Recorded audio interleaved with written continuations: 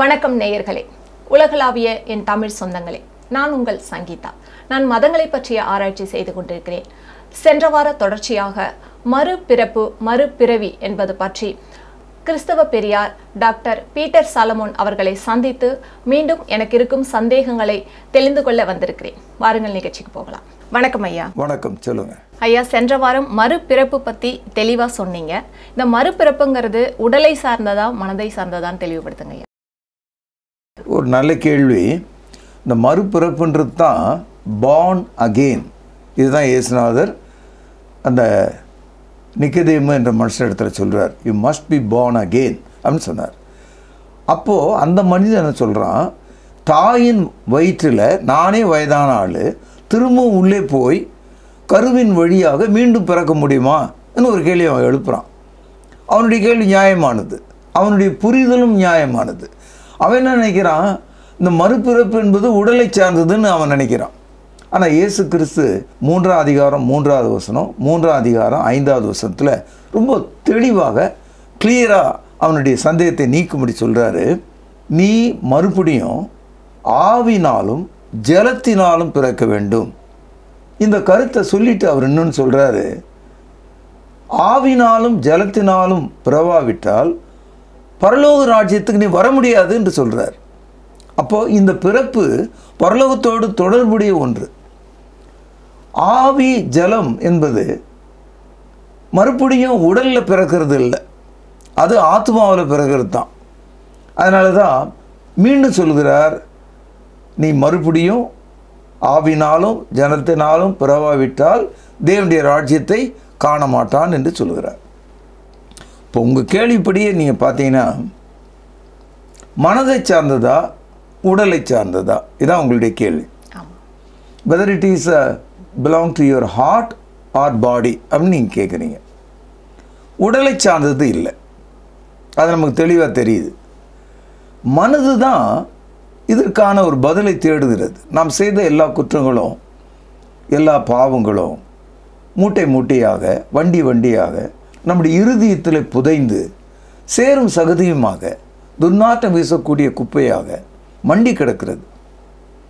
இதனுடைய உச்ச கட்டத்துக்கு போகிற ஒரு ஆள், நடிகைகளை பாருங்கள், பெரும் பணக்காரர்களை பாருங்கள், பெரும் முதலாளிகளை பாருங்கள், திடீர்னு தூக்கிட்டு செத்தான், ஏதோ ஒரு முறையில் உயிர் நீத்தான் என்று படிக்கிறோம். ஏன் அப்படின்னா அவங்களுடைய பாவ வாழ்க்கையின் வடிகால் விமோச்சனம் அவங்களுக்கு இல்லை. அதனால் the multitude of sin mounted in their heart, so they go to suicide. தங்கள் உயிரை எடுத்துக்கொள்கிறார்கள். பைபிள் என்ன சொல்லுதுன்னா, பாவ மன்னிப்பு என்பது மனதை சார்ந்தது. நம்முடைய பாவத்தை குறித்த முழு தீர்மானங்களையும் அதற்கான விடைகளையும் பதில்களையும் மனதால் தான் தேடுகிறோம். இன்றைக்கும் 3 வயது குழந்தையிலிருந்து 90 வயது மனிதன் வரைக்கும் மனிதர்கள் மத்தியில் ஒருவருக்கொருவர் என்னை மன்னித்து விடுங்கள் என்று சொல்வதையும், பொதுவாக சமுதாயத்தில் சின்ன சின்ன தவறுகளுக்கு கூட சாரி என்று சொல்கிற ஒரு வார்த்தையும் நம்ம பார்க்குறோம். ஆக இந்த மறுபடி பிறத்தலுக்கான அந்த விஷயம், அந்த சம்பவம் நம்முடைய மனதை சார்ந்ததாக இருக்கிறது. பைபிளில் ஒரு பெரிய ஸ்டோரி இருக்குது. அது ப்ராடிகல் சன், கெட்ட குமாரன் கதைன்னு சொல்லுவாங்க. இந்த இளைய குமாரன் தகப்பனுடைய சொத்தை அழித்து விட்டான், தன்னுடைய உடலை அழித்து கொண்டான், எல்லாவற்றையும் வேசியில் இடத்துல தொலைத்து விட்டான், பொல்லாத நோயும் அவனுக்கு வந்து விட்டது. அவன் இருந்த ஊரில் மிகப்பெரிய பஞ்சம் உண்டாயிற்று. கடைசியில் அவன் ஒரு பன்றிகளின் மத்தியில் இருக்கிற ஒரு மனிதனாக, அதன் உணவோடு இருக்கிற ஒரு மனிதனாக மாறுறான். அவனுக்கு ஒரு தெளிவு வந்த போது அவனுடைய மனதில் அந்த பாவ பாரத்தின் உச்சத்தில் அவன் சேர்ந்த போது, நான் சாக மாட்டேன், என் பாவத்தை குறித்து அறிக்கையிட்டு வேண்டுமானால் நான் செத்து போகிறேன் என்ற ஒரு முடிவோடு அவன் எழுந்து தகப்பனுடைய வீட்டை நோக்கி வந்தான். இந்த தகவல்லாம் லூக்கா 15வது அதிகாரத்தில் நம்ம படிக்கிறோம். உரு தெரியாமல் போன அந்த பையன் ஓடி வரும்போது தகப்பன் தூரத்தில் அவனை கண்டு ஓடி சென்று கட்டி பிடித்து அணைத்து முத்தம் கொடுக்கிறார். இவ்வளோ பெரிய அன்பை அவருக்கு வெளிப்படுத்துறார். இதையெல்லாம் வாங்கி கொண்ட அந்த மனிதன், அந்த வாலிபன் ஒரு வார்த்தை சொன்னான். என்ன சொன்னான்றத லூக்கா 15வது அதிகாரம் 21வது வசனத்தில் படிக்கிறோம். குமாரன் தகப்பனை நோக்கி, தகப்பனே, பரத்துக்கு விரோதமாகவும் உமக்கு முன்பாகவும், கவனிங்க, பாவம் செய்தேன்.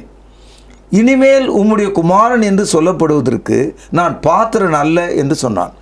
இந்த வசனத்தில் இந்த இளைய குமாரனுடைய வாயின் வார்த்தையை கவனிங்க. ஒரு அறிக்கை போல அவன் சொல்கிறான். என்ன சொல்கிறான்? நான். இந்த இடத்துல அதோ அவன், அந்த ஊர், அந்த ஜனம், அந்த கூட்டம் என்னை கெடுத்து விட்டது என்று யாரையும் அவன் குற்றம் சாட்டல. தன்னையே அவன் குற்றம் சாட்டுகிறான். தன் ஆன்மாவையே வெளிப்படுத்துகிறான். என்ன சொல்கிறான்?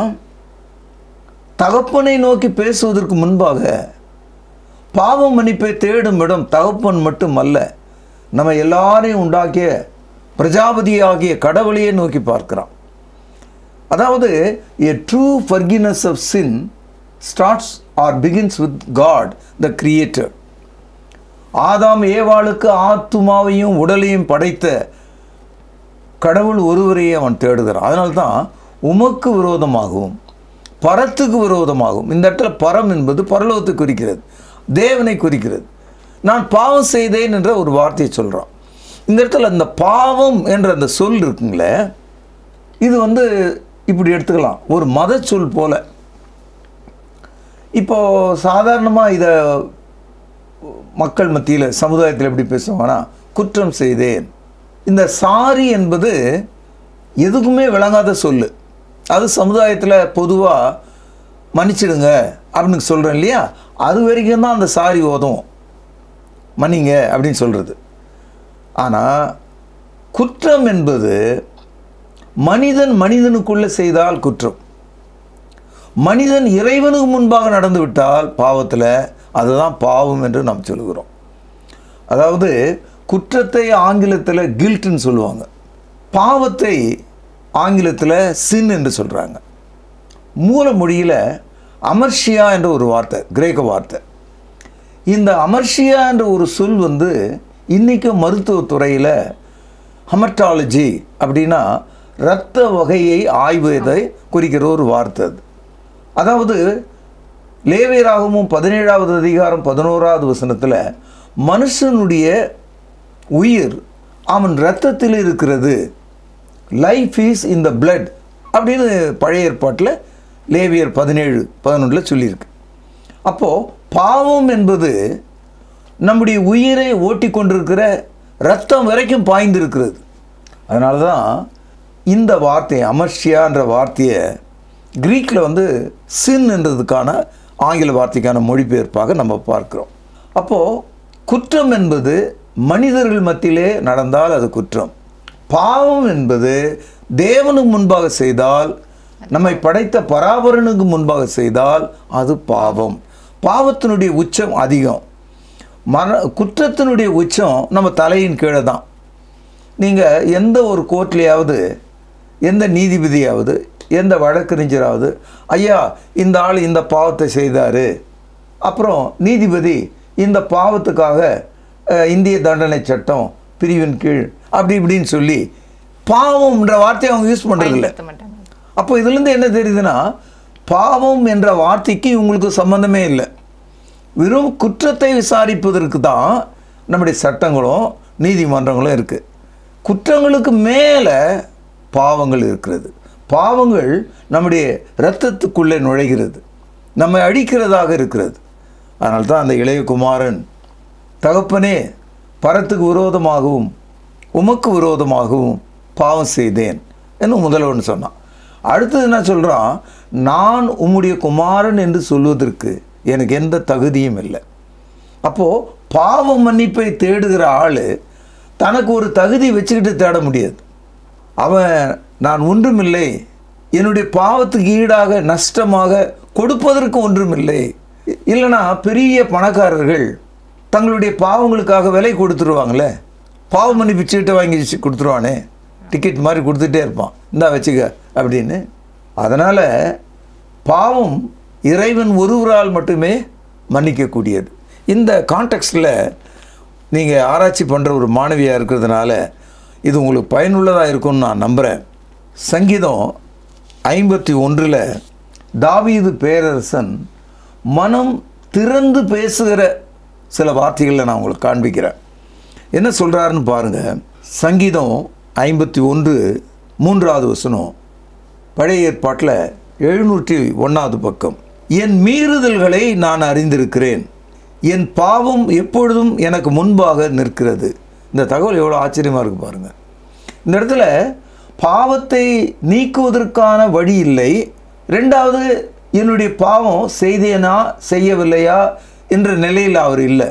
அதாவது டோட்டலி he was convicted. யாரும் அவரை கன்விக்ட் பண்ணல, எந்த கோர்ட்டும் அவரை கன்விக்ட் பண்ணல. என் பாவம் எனக்கு முன்பாக நிற்கிறது என்று சொல்கிறார். வீட்டில் தண்ணி வெளியே போகலன்னா எங்கேயோ அடைப்பு இருக்குது அப்படின்னு நம்ம உடனே தெரிஞ்சுக்கிறோம். பாவம் செய்ய செய்ய அது நம்முடைய ஆத்மாவில் ஏற்படும் அடைப்பாக மாறிவிடுகிறது.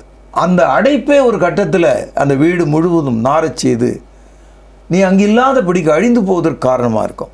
இன்னும் தொடர்ந்து அவர் சொல்கிறாரு, 3வது வசனம் பாருங்கள்.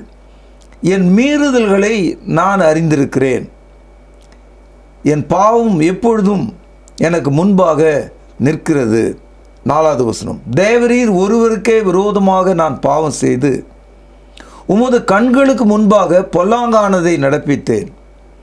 நீர் பேசும்போது உம்முடைய நீதி விளங்கவும், நீர் நியாயம் தீர்க்கும்போது உம்முடைய பரிசுத்தம் விளங்கவும் இதை அறிக்கையிடுகிறேன்.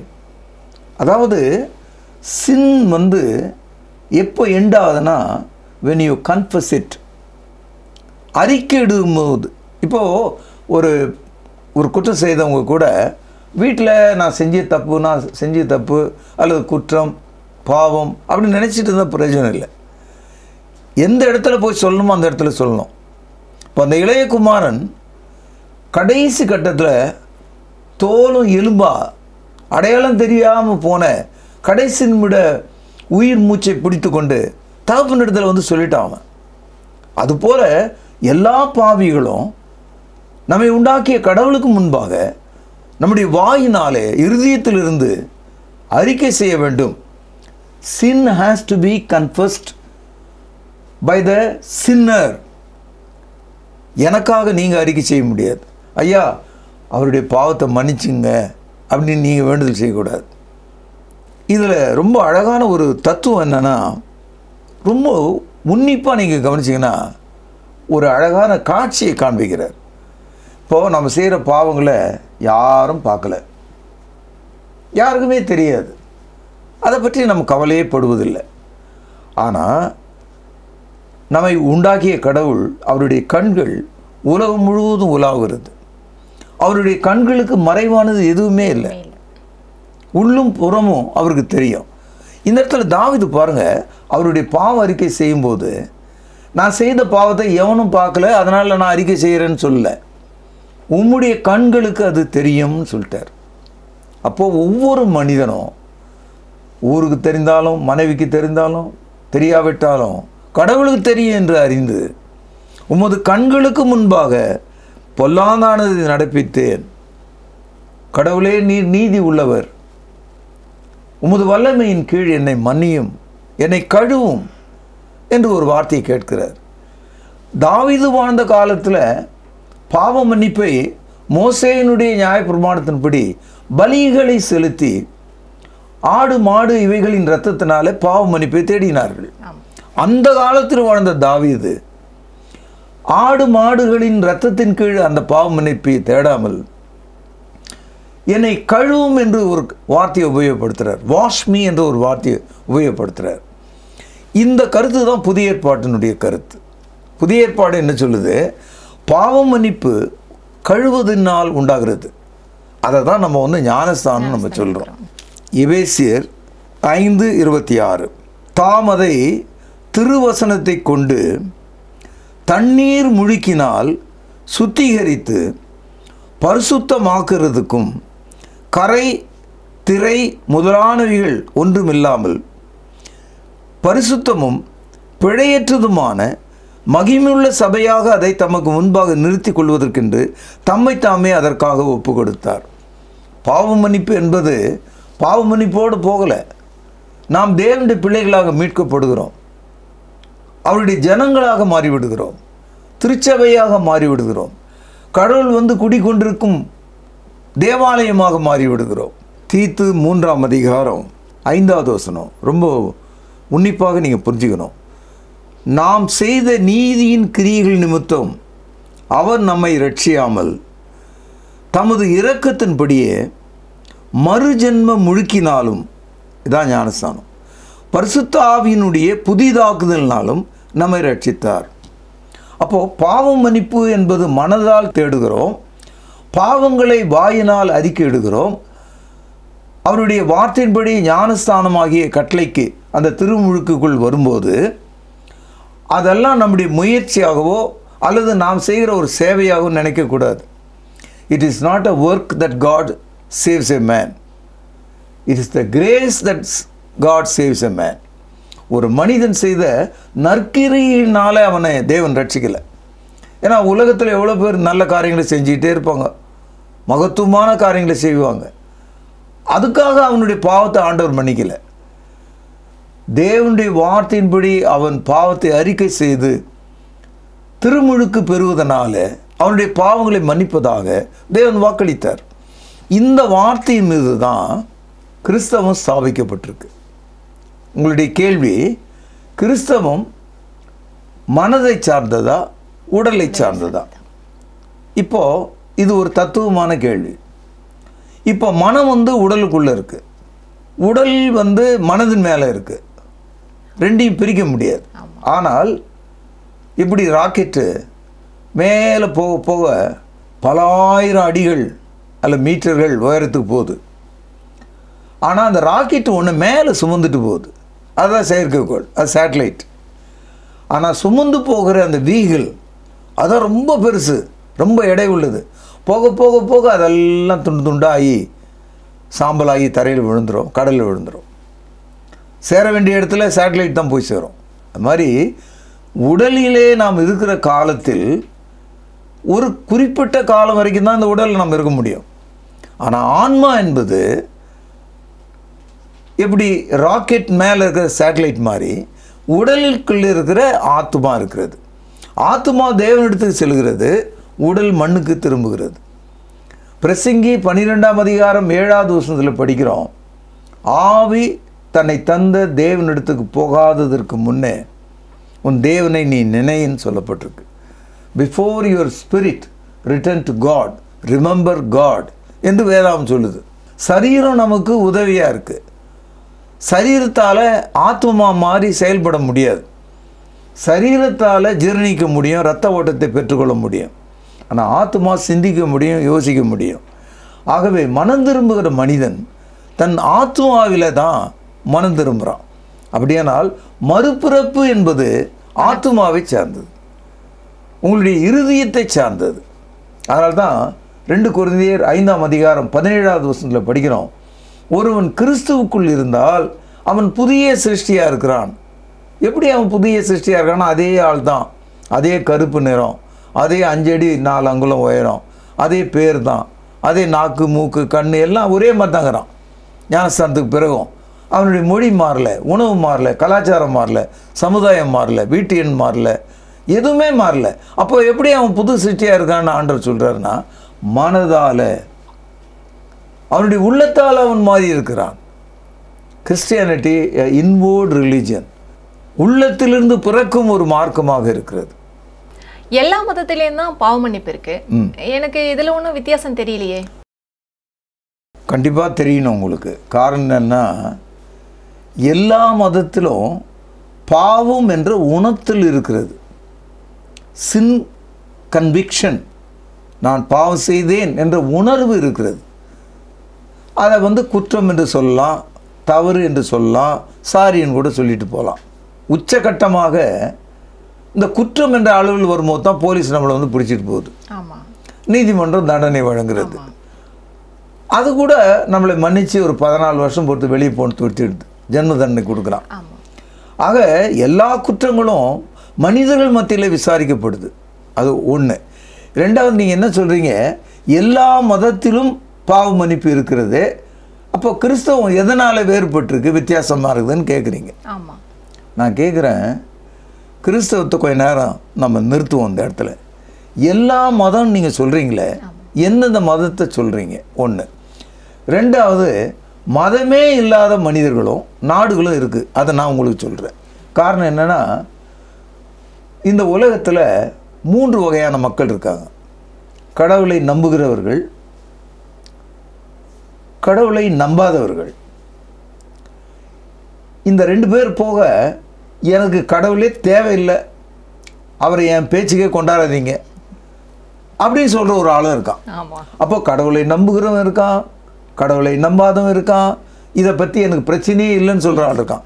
ஆனால் இந்த 3 பேரும் நீங்கள் எந்த நாட்டில் குடியிருந்தாலும், ரஷ்யாவில் இருந்தாலும் சரி, சீனாவில் இருந்தாலும் சரி, மங்கோலியாவில் இருந்தாலும் சரி, இந்தியாவில் இருந்தாலும் சரி, பைபிள் வைத்திருக்கிற நாட்டில் இருந்தாலும் சரி, பைபிள் இல்லாத ஒரு நாட்டில் இருந்தாலும் சரி, ஏன் உங்களுக்கு அந்த நாடுகளில் ஒரு போலீஸ் இருக்குது?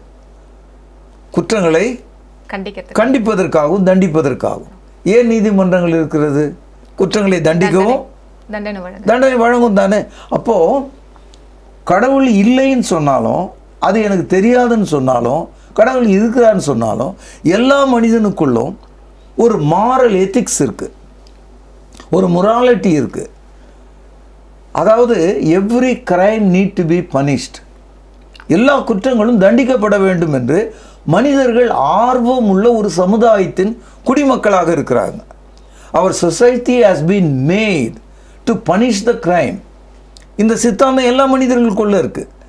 நம்ம வீட்டு பிள்ளைகளை நம்ம முட்டி மேலே சாய்ச்சிக்கிட்டு பின்பக்கமாக அதை குழந்தையினுடைய புட்டத்தில் மாறி மாறி தாயார் அடிப்பாங்க. அந்த அடிக்கிற அந்த தாய் கல்வி அறிவு இல்லாதவர்களாக இருக்கலாம், ரொம்ப ஏழ்மையாக இருப்பாங்க, ஒரு தாழ்ந்த இடத்துல குடியிருக்கலாக இருப்பாங்க. ஆனால் அந்த அம்மாவுக்கு அவ்வளோ கோபமும் ஒரு வீரியமும், அந்த குழந்தை செய்த சின்ன தவறை அது இனி செய்யக்கூடாது என்பதற்காக, அந்த உடல் வலிக்கத்தக்கதாக, அடித்த இடத்துல வீங்கி போகிற அளவுக்கு, காயம் ஏற்படுகிற அளவுக்கு படிப்பறிவில்லாத ஏழை சமுதாயத்தில் உள்ள ஒவ்வொரு மனிதனும் தன்னுடைய குழந்தையை குற்றமற்றவனாக வளர்க்க வேண்டும் என்ற இந்த உரிமை குரல், இந்த எண்ணம், இந்த யோசனை எங்கிருந்து வருகிறது? மனிதன் இயல்பாகவே தேவனால் ஆத்மாவை உடையவனாக படைக்கப்பட்டதுனால அந்த ஆத்மா அறிவு படித்தவனுக்கும் படிக்காதவனுக்கும் பொதுவாக இருக்குது. அதனால் நீங்கள் சின்னுன்னு சொன்னாலும், கிரைம்னு சொன்னாலும், ஜஸ்ட் ராங் அப்படின்னு நீங்கள் சொன்னாலும், all need to be punished. அதனால் ஒன்றும் வித்தியாசம் இல்லை அப்படின்னு நீங்கள் சொல்லக்கூடாது. அடுத்தது கடவுள், அதாவது பாவ மன்னிப்பை பற்றிய விஷயத்தில் எல்லா மதங்களும் பாவ மன்னிப்பை போதிக்கிறதுன்னு நீங்கள் சொல்கிறீங்கல்ல, உற்று கவனிச்சிங்கன்னா அவங்களுடைய நம்பிக்கை, அவர்களுடைய இறைவன் அல்லது அவர்களுடைய கடவுளே ஒரு ஃபால்ட்டாக இருப்பார். அங்கே அவரே ஒரு குற்றவாளியாக இருக்கார். அவருடைய வாழ்க்கையே பார்த்து நம்ம திருந்த முடியாத நிலையில் இருக்கோம். அப்போது இந்த பாவ மன்னிப்பை அவன் எப்படி தேட முடியும்? நீங்கள் பைபிள் எடுத்து படிச்சிங்கன்னா கடவுள் என்பவர் யார் அப்படின்னு ஒரு கேள்வியை கேட்டால் 2 தகவல்களை நாம் பார்க்குறோம். ஒன்று, அவர் நீதி உள்ளவர். 2, பரிசுத்தம் உள்ளவர். எல்லாவற்றுக்கும் மேலாக ஜீவன் உள்ளவர். God is living, God is holy, God is just. இப்படிப்பட்ட ஒரு கடவுளிடத்தில் தான் நம்முடைய பாவ மன்னிப்பை தேடணுமே தவிர, நமக்கு பாவ மன்னிப்பு கொடுக்க முடியாத மரத்தின் இடத்திலோ கல்லின் இடத்திலோ நம்ம போய் தேடி என்ன பயன்? அதனால் எல்லா மதங்களிலும் பாவ மன்னிப்பு இருக்கிறது என்பது போதை ஊற்றப்பட்ட, போதை ஏறி போன ஒரு மனிதனுடைய ஒரு பிதற்றலை போன்றது, ஒரு கவிதையை போன்றது. அப்படியே நமக்கு நாமே திருப்தி செய்து கொள்வதை போல் இருக்கிறது. தொண்டைக்குள் அடைத்த ஒரு பொருளை தண்ணீர் குடித்து முழுங்க வேண்டுமே தவிர வெளிப்பக்கமாக மாற தடவை அது உள்ளே போகாது. அது மாதிரி மதங்கள் தங்களுடைய பாவங்களை கழுவுவதற்கு வெளிப்புறமாக தடவி கொடுத்தா அது போகாது. ஜீவனுள்ள தேவனை அறியாத வரைக்கும், அவரிடத்தில் சேராத வரைக்கும் மனிதர்கள் தங்கள் மீது குவித்து இருக்கிற பாவங்களை மன்னிக்கும்படியாக வேண்டுவதற்கு அவர்களுக்கு மார்க்கம் இல்லை. இயேசு பிறக்கும் போதே இயேசு என்று அவருக்கு பெயரிடுவாயாக. மத்தேயு 1:21. என்ன அர்த்தம்? அவர் தமது ஜனங்களின் பாவங்களை நீக்கி அவர்களை ரட்சிப்பார். மார்க்கு 2:10 இயேசு சிலுவையில் அறையப்படுவதற்கு முன்பாகவே சொல்லிட்டார். என்ன சொல்கிறாரு? பூமியில் மனுஷருடைய பாவங்களை மன்னிப்பதற்கு எனக்கு அதிகாரம் இருக்கிறது என்று சொன்னார். அப்போது ஜீசஸ்ன்னு சொன்னாவே saviour from sin. Christ has all authority to forgive our sin. அப்போ கிறிஸ்தவம் என்பது பாவ மன்னிப்பின் மார்க்கம். இன்றைக்கி ஜனங்க அப்படியே அலறாங்க. குறிப்பாக நம்ம நாட்டில் ஏன் அலறான்னா, பாவம் மன்னிப்பின் மார்க்கம். சூடான ஒரு பாலை கண்டால் பூனையும் ஓடிவிடும். ஏன்னா அதனுடைய மீசை கருகிவிடும். பால் ஆறுனா வந்து குடிக்கும். அது மாதிரி மனிதர்கள் பாவ மன்னிப்பின் மார்க்கத்தை பற்றி கேள்விப்படும் போதே ஒவ்வொரு நாட்டிலையும், குறிப்பாக நம் நாட்டில் கூட ஏதோ அது ஒரு ஆபத்தான ஒரு மார்க்கம் போல் அவங்களுக்கு தெரியுது. அதனால தான் கன்வர்ஷன்ற ஒரு வார்த்தை யூஸ் பண்ணுறாங்க. Truly it's a religion of conversion தான். ஏன்னு கேட்டால் நம்முடைய பாவங்களிலிருந்து நாம் விடுதலை ஆகிறோமே, அதான் கன்வர்ஷன். இதுக்கு ஏன் ஓடுற, இதுக்கு ஏன் பயப்படுறேன்னு தான் நான் கேட்குறேன். அதனால் எல்லா மதங்களிலும் பாவ மன்னிப்பு இருக்கிறது என்பது ஒரு மாயை, ஒரு தத்துவார்த்தமான பதில் இல்லாத நேரத்தில் ஒரு ஃபிலாசபிக்கலான ஆன்சர் சொல்லுவாங்க, அது மாதிரி. ஆனால் it is not a true answer. இயேசு சிலுவையில் மரிக்கிறாரு. பிதாவே, இவர்கள் செய்கிறது என்னதென்று அறியாதிருக்கிறார்கள், இவர்களை மன்னியும் என்று சொன்னார். பிறந்ததிலிருந்து பாவ மன்னிப்பு பேசப்படுகிறது. எபிரேயர் 9:12 வெள்ளாட்டுக்கடா இளங்காளை இவைகளுடைய இரத்தத்தினால் அல்ல, தம்முடைய சொந்த இரத்தத்தினாலும் ஒரே தரம் மகா பரிசுத்த ஸ்தலத்திலே பிரவேசித்து நித்திய மீட்பை உண்டு பண்ணினார்.